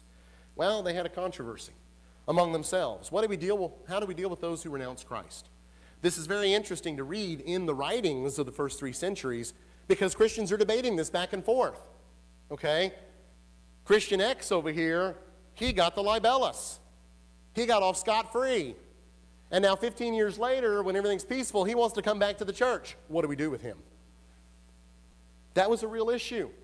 Christians were facing that and debating that and trying to decide, what do we do with Christian X who did that? Then there was what's called the development of a canon. Simply put, a canon is a statement of what books are sacred and which ones are not. Christians were very prolific writers. Remember earlier I said 2 books have as their background the persecution of Domitian. One is the book of Revelation. That's a part of the New Testament. The other is the first letter of Clement. That isn't a part of the New Testament. Christians were writing all sorts of things. So now, we as Christians are supposed to surrender the sacred books so they can be burned. The Romans don't know the difference between the book of Revelation and Clement's first letter. So what do you think Christians were surrendering to be burned? First letter of Clement and other books like that, other letters like that that Christians had written that they recognized weren't from God. And so they developed a definitive list. Which books really are sacred? Because we don't want to turn those over to the Romans. But all this other stuff that preacher wrote, yeah, it's not inspired. We'll give that to the Romans. They can burn it all they want. And they did. Furthermore, they wrote apologies. That's a very unfortunate word in English, because when I apologize for something, it means I'm sorry. That's not what the word means, however. It comes from the Greek word apologia, which means a defense. It's a defense of the Christian faith. And so we get some very good apologetic literature from these centuries where Christians are writing a defense of their faith. Those defenses are addressed to emperors, they're addressed to leaders, they're addressed to other people, and we see in reading those what Christians are thinking and how they're defending their faith. We also get from this period martyrdom literature. That's accounts of those who had died for the faith. So people are being hauled off to the amphitheater. People are being hauled off to Rome for trial. People are facing death. People are then being killed. Other Christians would write accounts of what happened. And so we get accounts of Polycarp and other people who lived during this period and how they died. Finally, we see, and this is important at the end of the game, if you will, that the institutional church became the means for advancement in society and advancement in politics. For 300 years, Christianity is illegal. Well, I'll be more accurate. For 200 years, Christianity is illegal. For 200 years, it's dangerous being a Christian. Even if you're living in a period where Christians are not being persecuted, that can change literally in a heartbeat, because the next Roman emperor comes along and says, we're going to need to go back to persecute Christians. So being a Christian during that period brought no advancement from a worldly standpoint. But once Constantine becomes a Christian, and once Christianity becomes not only tolerated but legalized, and the emperor, after all, is a Christian, all of a sudden becoming a Christian has lots of advantages. And so the institutional church becomes the means for advancement in society and in politics. We could trace how that continues on. It's beyond the scope of this lecture. What I want to talk about, though, before we finish this evening, before we get to the questions, is I want to talk a little bit about the growth of the early church. Because what's astounding about this period, 200 years where Christians are illegal. 200 years where off and on Christians are dying for their faith. 200 years where off and on Christians are being banished. 200 years where off and on Christians are losing their jobs and losing their livelihood and losing their property. We would look at that and we would say, well, under those circumstances, Christianity couldn't possibly grow, right? And what's interesting is quite the opposite. Even under these difficult circumstances, there was phenomenal growth of Christians. Most of that growth was initially concentrated in the cities, the major cities. The data of the growth is difficult, but there have been various scholarly estimates that have been based upon various lines of evidence. We'll start with a map, and then we'll go with the chart. So the map that I'd like to show is this map. This represents the growth of Christianity over the first centuries. And so it starts out where it's the darkest during the first century, and then it spreads, okay? And by the time you get to the end of the persecution period, it's all over the place. Remember, we looked at that letter from that little tiny insignificant town in Egypt, and there's a church there that lost all their property, okay? So it spread. Looking at it numerically, not everybody likes maps, sometimes we like charts. Let's take a look at the growth in Christian population in the Roman Empire, okay? We start off very early, 30 AD, it's very small, 3,000. That's the number from Acts chapter 2, the day of Pentecost. It's so small, you can't even hardly see where it is on the chart because it's not up there yet. Then our next year, for which we have pretty good data, is 150. By 150 AD, it's been estimated the population was about 40,000 Christians in the Roman Empire. That may sound like a lot of people, but it really isn't because the Roman Empire had millions of people in it. So 40,000 is still a negligible number, but they have attracted the attention of the Romans. By 180 AD, that number has gone up to 100,000. Now again, you're just seeing that line begin to go up, but what I want you to note is that's a span of 30 years. And the Christian population has more than doubled during a time of persecution. This isn't Christians are not being persecuted. Christians are facing persecution off and on, and yet the numbers are going up. The next date that we have on the chart is 200. By 200 AD, which is only 20 years later, the population is estimated at 210,000.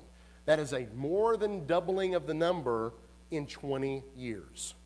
Our next data point is the year 250 AD. You may remember who's the emperor in 250? Decius, the great persecution, or one of the great persecutions, I should say it that way. 250 AD, the population is estimated to be 1.1 million. So that is a change of 50 years and a five-fold growth of the numbers of Christians in the empire, while they are still illegal. Our next year is 300. Another 50 years, now the population has gotten to be 6 million. So in the course of another 50 years, it has grown sixfold, I think is the way I'm saying that. I hope I'm saying that right. Then by 312, that's 12 years later, it's the last year before the Edict of Milan. The Christian population of the Roman Empire is estimated to be 8.9 million. That's significant because all during that period, Christians are facing persecution off and on. Christians aren't necessarily advertising the fact that they're Christians. Christians are dying for their faith. Christians are being tortured for their faith.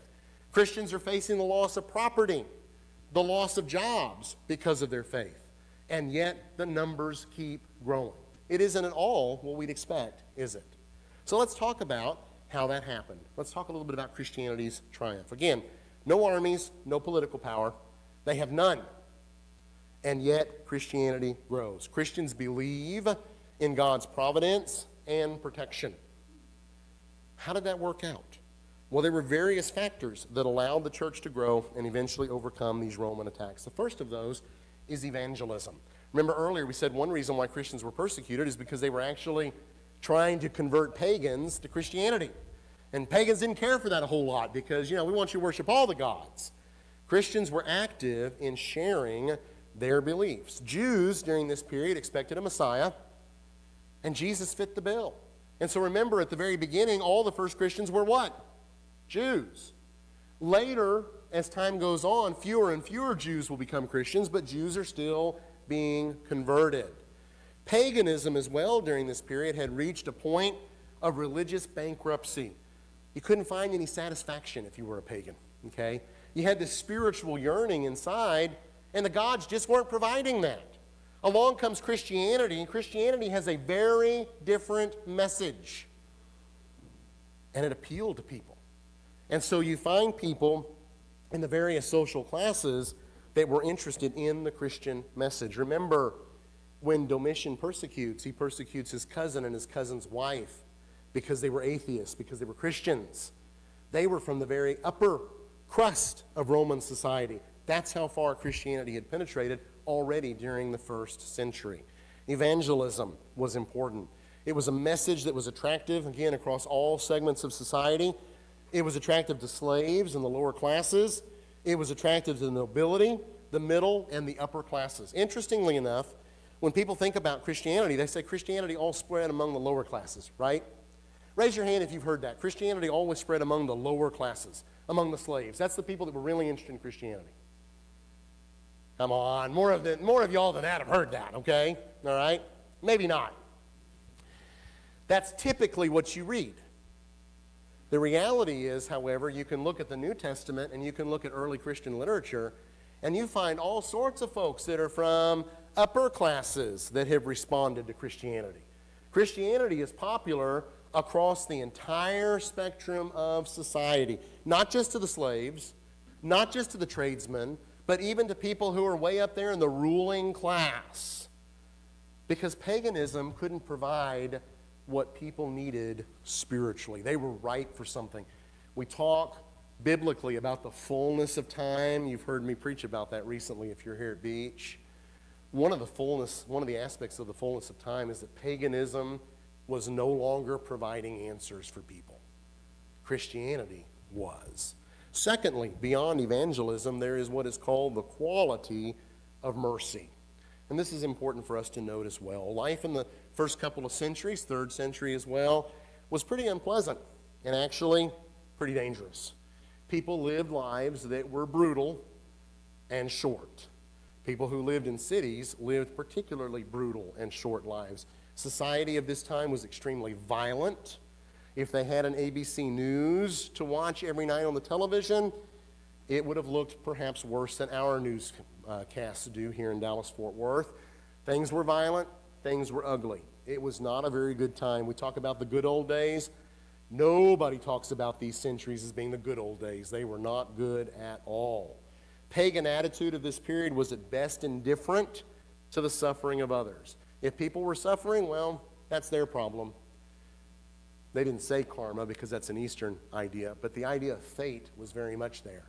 They must have angered a god. Somebody didn't like them. Whatever. Their problem, not my problem. Christianity offered to people not just a future eternal relief from misery, but in fact offered a relief from misery in the here and now, because Christians provided not only for their own, but also for others who were in need. So here are these Christians who are being persecuted. When times of difficulty come, they're helping their own, but they're also helping others. You think that did not go unnoticed?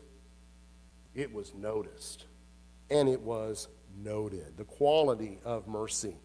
So, during this time of the persecutions, there were two major epidemics that struck the empire. The first of those was in the reign of Marcus Aurelius. It was 165 to 180 AD. Yes, it lasted 15 years. It is believed that it was the first incidence of smallpox in the West, and it was devastating because it killed a huge number of people in the empire. In fact, it killed 25 to 30% of the population of the empire died during that plague. We think COVID was bad. 1 million people dying in America was bad. 70 million would have been much worse. 70 million is what died, or The equivalent is what died during this plague. Another plague followed in 250 to 270 AD during the reigns of Decius and Valerian. Notice that all three of those guys are what? They're all persecuting Christians. It's one factor. The gods are angry because nobody's worshiping them. So 25 to 30% of the population die. And pull that up. During these plagues, Christians and pagans had very different attitudes. So we have a quote here. We actually have two. These both come from Dionysius of Alexandria. The first one is dated to 251 AD. He lived it. Okay, this is his period. He said, at the first onset of the disease, they, the pagans, pushed the sufferers away and fled from their dearest, throwing them into the roads before they were dead, and treated unburied corpses as dirt, hoping therefore thereby to avert the spread and contagion of the fatal disease. But do what they might, they found it difficult to escape. So your family member got sick with the plague, what'd you do? Cast them out, get them out of the house. They understood that it passed from person to person, so we're not going to be around these folks. Okay, that was the pagan attitude. Then writing in 270, he said this. He said, most of our brothers, and he's writing to people that survived this period. He said, most of our brothers showed unbounded love and loyalty, never sparing themselves and thinking only of one another. Heedless of danger, they took charge of the sick, attending to their every need and ministering to them in Christ. And with them departed this life serenely happy, for they were infected by others with the disease. So what did the pagans do? Get that guy out of the house. He's sick. We don't want him anywhere near us. I'm sorry that he's my brother, my father, my mother. It doesn't matter. It's a horrible disease. Get him away. Christians had a different attitude. They provided for their own, and very often they provided for others as well, their friends and neighbors who came down with the disease. It's called the quality of mercy, and it stands out, and people notice that. We look at today where most people just kind of expect that people are going to be merciful, because we live in a society that, regardless of our problems, is still very much undergirded by Christian belief and Christian morality. Pagan society didn't have that. So Christians stood out that these people are willing to help others. Another aspect of why Christianity grew, and I didn't know this. I learned this in preparing for this lecture, and that concerns abortion and infanticide. Both of these were widely practiced in ancient Rome. In fact, I can get my point, that's a coin. If you're familiar with images from ancient Rome, this is a coin of a female wolf suckling Romulus and Remus. Romulus and Remus are foundational to Roman mythology. Romulus established the city of Rome, okay? They were brothers. They were abandoned by their parents. They were left to die because I think it was Dad didn't want them. And so along comes the she-wolf, feeds them, they grow up, one of them becomes the founder of the city of Rome. Infanticide was part and parcel of Roman culture. And it goes all the way back to the beginning. And so you see images on coins, you see images on statues of the she-wolf with Romulus and Remus. Well, interestingly, and well, probably shouldn't surprise us a whole lot, given ancient attitudes, girls were far more likely to be exposed, okay? So a family has a child, if it's a boy, well, boys are valuable. So we're going to make sure that boy lives. Girls are expensive, and they don't really contribute much to the family. So if I'm going to choose whether I'm going to have a boy or a girl, what am I going to have? I'm going to have a boy, but you can't choose that before the baby's born. And so girls would be exposed, left to die, far more frequently than boys. That led to an interesting phenomenon in ancient Rome, a phenomenon of lopsided demographics. In Rome itself, the city, there were 131 males to 100 females. That is a terrible demographic. In our society, we're split about half and half, and that's a good thing, because that means people who want to get married and have kids have got people to get married to and have kids with. And so population continues to grow. Outside of Rome, in Italy, just the peninsula, the ratio is estimated to be 140 to 100. That means there are 40 guys out there who aren't getting married, aren't having children. And that was true also in Asia Minor and North Africa. It is true that men would die more frequently in wars, but it is also true that Rome wasn't fighting a great many wars right now. And so even with males dying on the battlefield, the demographics were still lopsided because people were having boys and they were allowed to live. Girls, they're exposed. And what if I've already got 3 children and I don't want any more? Oh, you're pregnant again? It doesn't matter what it is, boy or girl, leave it outside to die. That was practiced. Abortion was practiced as well during this period. And abortion often resulted in not only the death of the baby, but also the death of the mother. And so that contributed to this lopsided demographic. We have an example of this, again, going back to Egypt, to those papyri. This particular one is noted as 744. This was a letter of a husband to his wife. The wife was back in the village. She was pregnant. The husband was away in a city working. He decides to send his wife a letter, and this is what he says.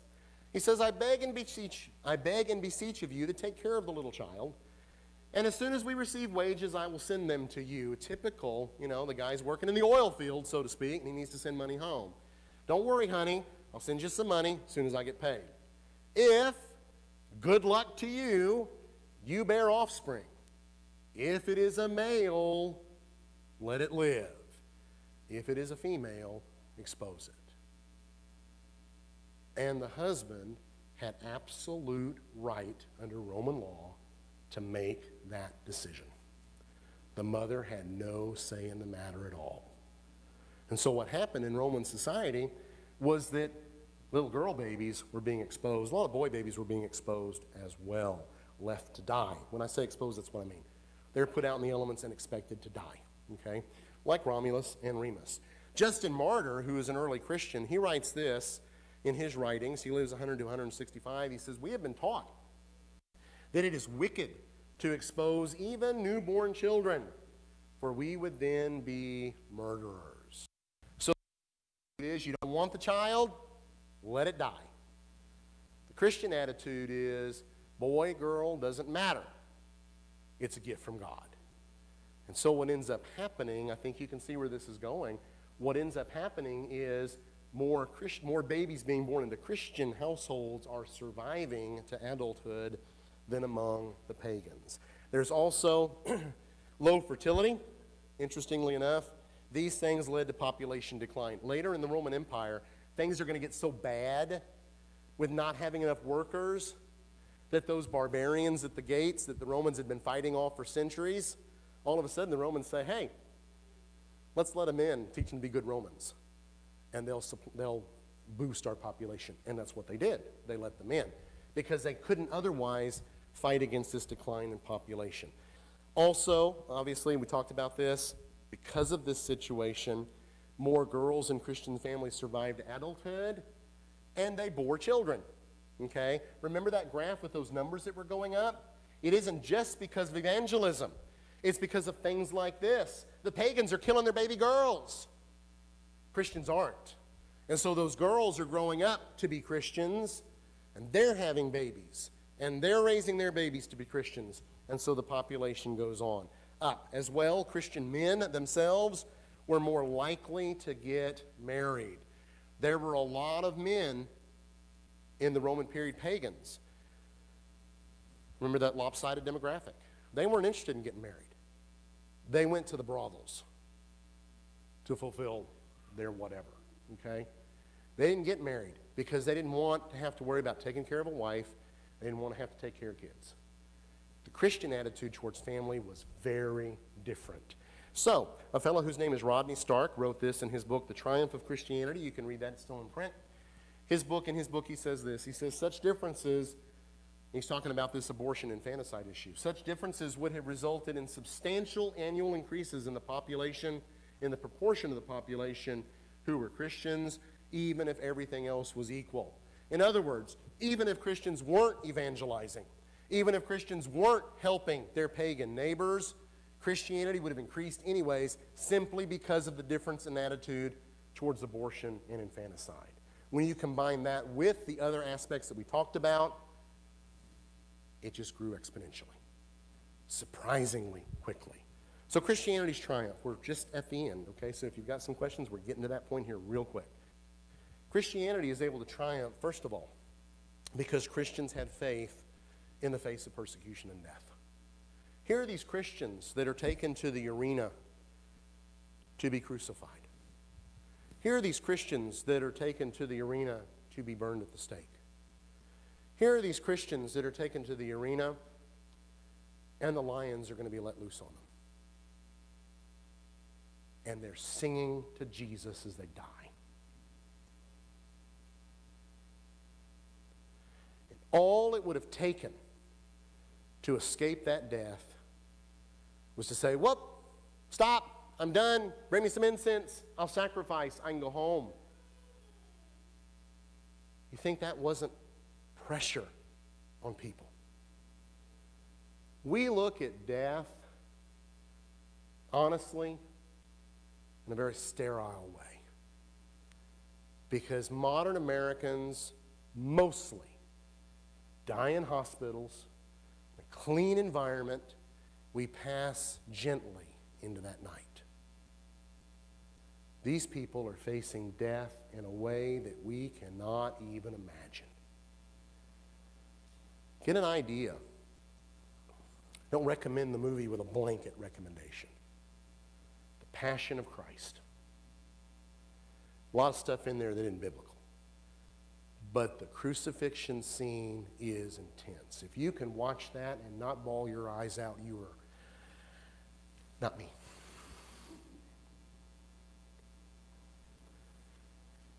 When I think about what Jesus went through before he even made it to the cross. And that was what happened to these folks. And the way out was simply recant being a Christian. And you can go home. And oh, by the way, your wife here's here with you. The lion's going to eat her next. And your children who are here, because the lion's going to eat them as well, they get to go home too. Christians who didn't deny because they had faith in Christ. That set them apart from the pagans. Because pagans put in that exact same situation would have said, I'm out of here. I'm not dying for Jupiter. I'm not dying for Diana. I'm not dying for any of those gods that don't care about me anyways. Christian attitude was different. Faith. They were active then in sharing that faith with others. People noticed different lives. Brothers and sisters, friends that are here tonight, I got to tell you, when Christians live just like the world around us, people don't notice us. But when we live different, they do. And Christians of this period lived different lives. They lived lives that were in accordance with Jesus' teachings, and it stood out. People noticed. They lived by moral principles that produced a better quality of life right here on earth. They provided for others who were in need. They were tender to others who were in need. They helped others who were in need. They didn't leave their little baby girls or their baby boys out on a hillside to die. They looked at children as gifts from God. So that's how Christianity was able to triumph. I appreciate y'all's attention so far in the lecture. We got that time now for questions. I'm going to look at, oh boy, wow. If we go to 8, you got 5 minutes, okay? But we can go a little longer than 8 if we've got some questions. I do want to give the opportunity to answer questions. The good thing is nobody turns off the lights except us, so it's not like they're going to kick us out, right? If you need to leave and we're still answering questions, please feel free to do that. You're not going to offend anybody, okay? So are there any questions at all about anything we talked about this evening? Drew will bring up the microphone, and when he's got the microphone, we'll get the question. It would seem like if we're studying the book of Acts and we read of Paul's missionary journeys and how he gets run out of town, his persecution as compared to what is going to happen is going to be relatively minor in one sense. I mean, getting beaten up stone's not nice, but compared to what's going to happen after that, and it seemed like a lot more of, when we look at the book of Revelation, sure looks like it was fulfilled during those persecutions from the 100 to 200 AD then. Yes, when you look at what Paul suffers, without minimizing Paul's suffering, because when they tried to stone him, the intent was to kill him. Okay, so we can't minimize that. But until the persecution of Nero, when he actually is killed, and the evidence is pretty good that that's in fact when he's killed. Most of the persecution that you read about is more what we would consider mob action. What's going to happen later is it's going to be much more organized. Okay? It's going to have the might of the Roman government behind it. You're going to be arrested. You're going to be brought before a Roman tribunal. When you're killed, you're going to be executed by Roman soldiers that are carrying that out. The brutality is going to ramp up. Okay? There was brutality to get Christians to recant, and quite honestly, these stubborn Christians are so stupid. They won't recant. Why in the world would you not recant and curse Christ? Now we're going to have to feed you the lions or do something really horrendous to make a point. Okay? The later persecutions will be much worse. Good comment. Good question. Some other questions coming. Yes, sir. Over here, we'll let the mic get to you. Drew's going to come with the mic. Right over here.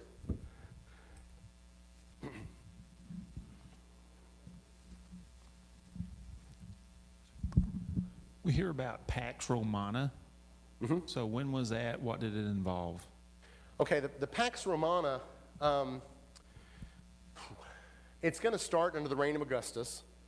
So it's going to start prior to the birth of Christ, but not by very much. It's going to continue on through the reign of Augustus.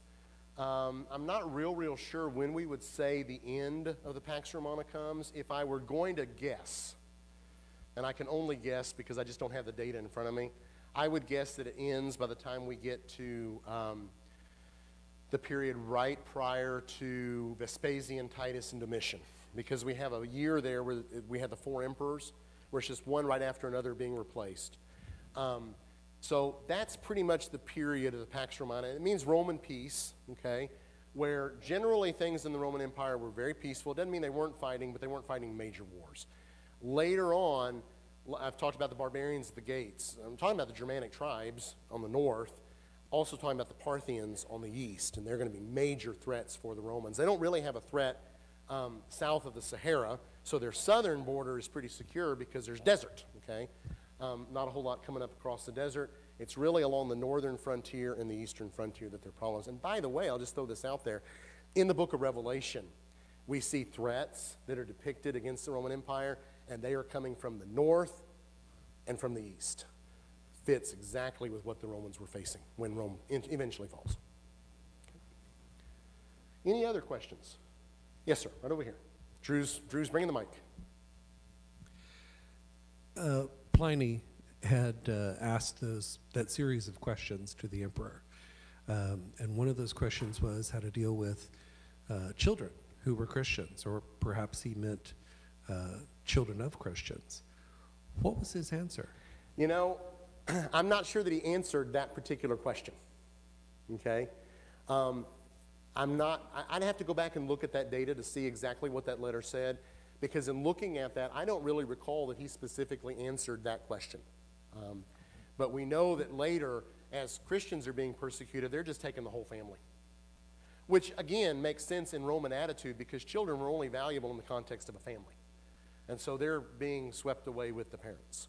That's also a powerful motivator because an individual in their mind, and I think we can see it's reasonable, an individual might be able to say, well, I'm willing to die for Christ, but am I willing to see my children fed to the lions because of my decision to follow Christ? And some did. But I really don't recall exactly how Pliny answered that part of the question. We do know, or Trajan I should say, but we do know that basically Trajan approves what Pliny is doing. And that's going to form the legal basis then from that point forward. There'll be some modifications, but throughout the rest of the 200 years, it's always going to go back to this kind of system that Trajan approved of. which from a legal standpoint is a terrible system, and that's what some of the Christian apologists wrote about and said. It doesn't make sense from a legal standpoint. Thank you. I wish I had a better answer to that. Any other questions out there? Yes, sir. One up here, Drew. Right up here, right behind Jasmine. Oh, one there too. Did you have a question? Okay, we got two questions. So, A suggestion or question about your lectures. You've talked about the Persians and the Romans. Might you in the future talk about the interaction between first century organized Judaism and Christianity? I certainly might. I don't know whether that's where we're going to go with future lectures. I could have incorporated that here in the lecture. I didn't, simply because of how we put the lecture out, that it was about Rome and the early Christians. I will just say this to give you the short version of that. The short version of that is that the first persecutors of Christians were in fact Jews. But the first Christians were also Jews. So really you can kind of understand why the Romans really kind of thought this is an internal matter among those folks. Let's not get involved. So up here we have another question. Is there any data to suggest how many total Christians died during that period of time? There have been estimates, but most of those estimates really don't have a lot of factual basis. We know Christians are dying. We know the names of some of them because we have the literature about them. There are many others whose names we don't know.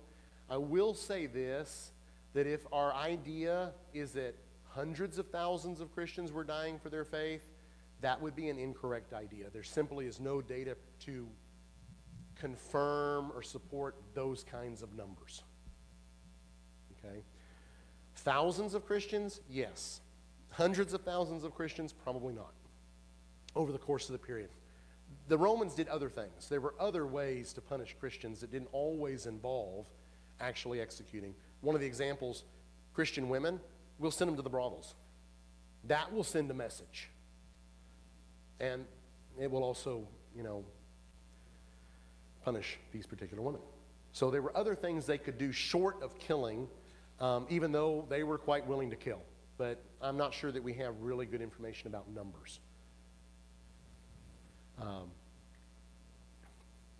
I don't think there's enough data. Got a question back over here with Ephraim.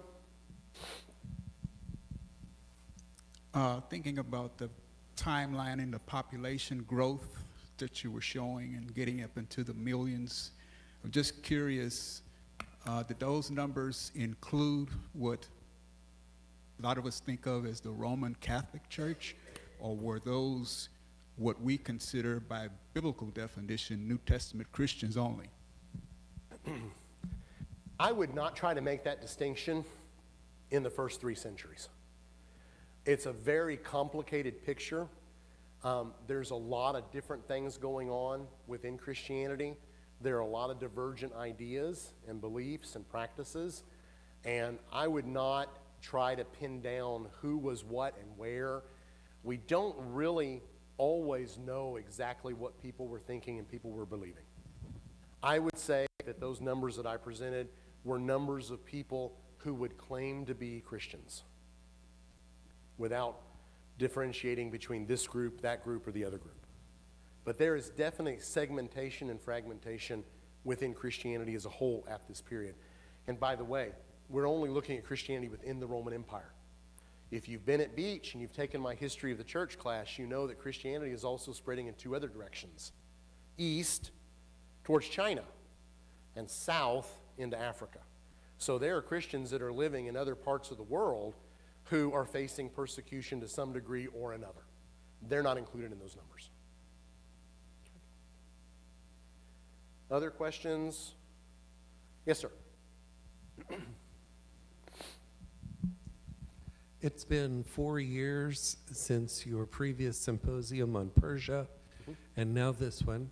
Will we have to wait another 4 years for the next one to come along? Well, one never knows what one might have to wait for. There was a pesky little pandemic that got in the middle of everything. I think it's a fair bet that we will not wait 4 years. I think it's a fair bet we can expect another one sometime between now and June. We'll see. Don't know what it'll be on. We'll see. We have some ideas that we're bouncing around, and we'll definitely plan. I will say this. How many of y'all heard about the lecture specifically and only through Facebook? Would you raise your hand? Okay, that's almost it's almost all the visitors here this evening that I don't personally know. How about that? Say it that way. If you have not liked our Facebook page, please go in and like our Facebook page, okay? Where the ad was. Find the ad, it links to our page, like that. The reason I say that is because when we do another lecture like this, it will be advertised again that way, and if you like our page, you will get that. You will see it. If you don't like our page, you might see it, you might not. There's no guarantee. Unless you leave me your name and address. If you leave me your name and address, I will mail you the card when we have it. That's perfectly fine. As a matter of fact, we've got cards you can fill out with your address on it, and I'll make sure I know what that card is about, and I'll make sure that you get an update. But the easiest way is simply to like the Facebook page, and then you'll see everything that we do. But no, I don't think it'll be 4 years. But I didn't think it was going to be 4 years last time either. Let's see, any other questions or comments? Well, then I appreciate everybody coming out tonight. Feel free to mill about and visit. I know it's Saturday night. I know tomorrow's going to be a full day. Drew doesn't know it, but I think he's preaching tomorrow in my place because I think I'm done after tonight. Right, Drew? Yeah. The show must go on, Drew. Yeah. So feel free to mill around and visit. And again, if you want to get me your address, we'll get some cards to you so you can fill out your address. As a matter of fact, if you want to give me your address, just come up here to the front when everybody else is going to the back, and we'll get those cards to you. Ephraim, you'll help me out with that, right? He says yes. Thank you all again. Appreciate y'all being here tonight. Hope to see you at the next time.